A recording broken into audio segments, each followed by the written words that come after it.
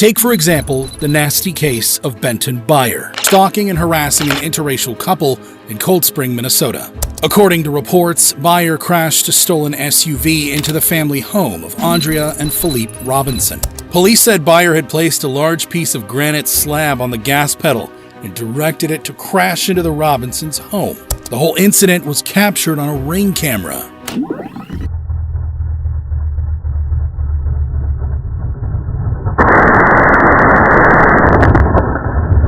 Inside the truck, a teddy bear hung from a noose, symbolizing the racist intent behind the attack. The event left the Robinsons in shock. I'm still in shock. I can't believe this. Every day I just come out here and think it's a bad dream. How do I supposed to feel safe? I mean, my wife, my children don't want to stay here, and I understand. However, this was not their first encounter with Byer. It all started when the Robinsons posted a video about racism and put a Black Lives Matter sign in their yard. In retaliation, Byer had smashed in the windows of Andrea and her daughter's cars.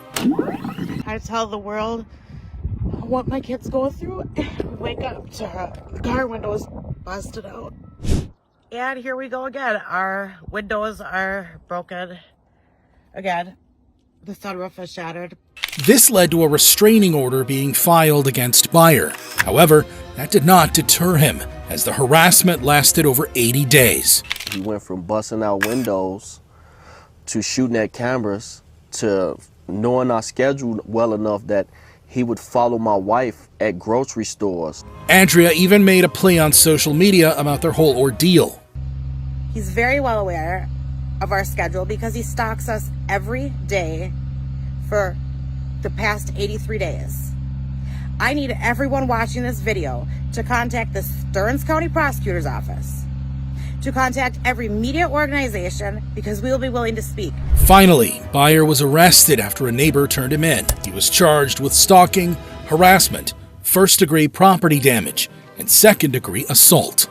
Court documents revealed that Byer's racial attack started because he believed his girlfriend cheated on him with Philippe's son. Eventually, the jury found Byer guilty of 7 charges, including 2 counts of second-degree assault.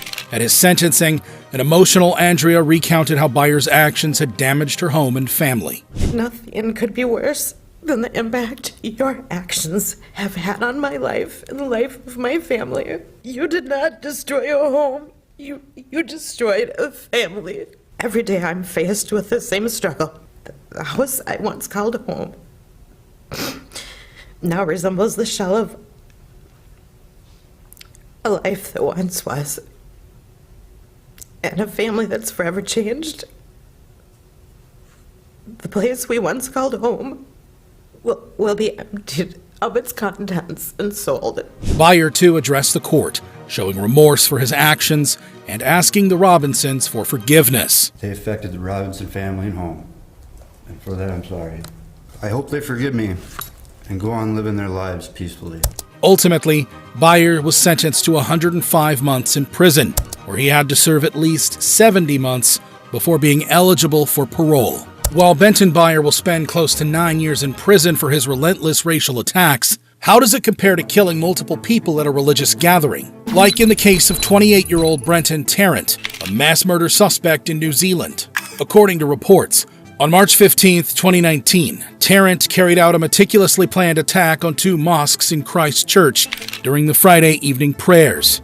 Wearing a helmet-mounted camera, he live-streamed part of the attack on Facebook as he was seen driving towards the Al Noor Mosque. Upon reaching his target area, Tarrant heavily armed himself and nonchalantly walked towards the mosque as passers-by looked on in shock.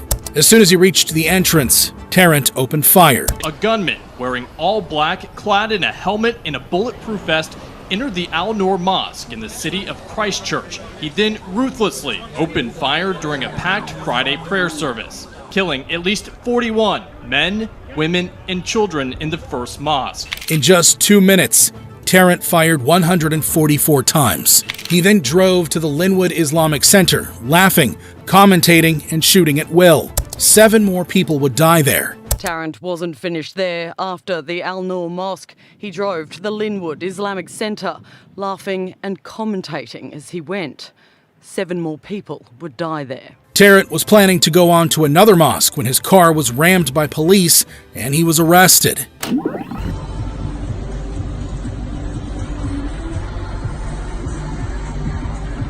In total, 51 people lost their lives and 40 others were injured. The victims were mostly from Islamic backgrounds. At his trial, the prosecution argued that Tarrant's goal was to wipe out non-European immigrants. He intended to instill fear into those he described as invaders, including the Muslim population, or more generally, non-European immigrants. Eventually, Tarrant pleaded guilty to all charges of murder, attempted murder, and terrorism. To each of these charges, charge 1 to 51, how do you plead, guilty or not guilty? Yes, guilty. At his sentencing, emotionally charged family members of the victims directly addressed their loved one's killer. He is a loner, a big fat loser, a coward and a pathetic human being. Your father was a garbage man and you became trash of society. He is ashamed of your identity. You deserve to be buried in a landfill. I'm strong. And you made me even stronger. In a historic ruling, Tarrant was sentenced to life in prison without the possibility of parole, the first time such a sentence was handed down in New Zealand. On each of the 51 charges of murder, charges 1 to 51, you were sentenced to life imprisonment. I order that you serve the sentences without parole.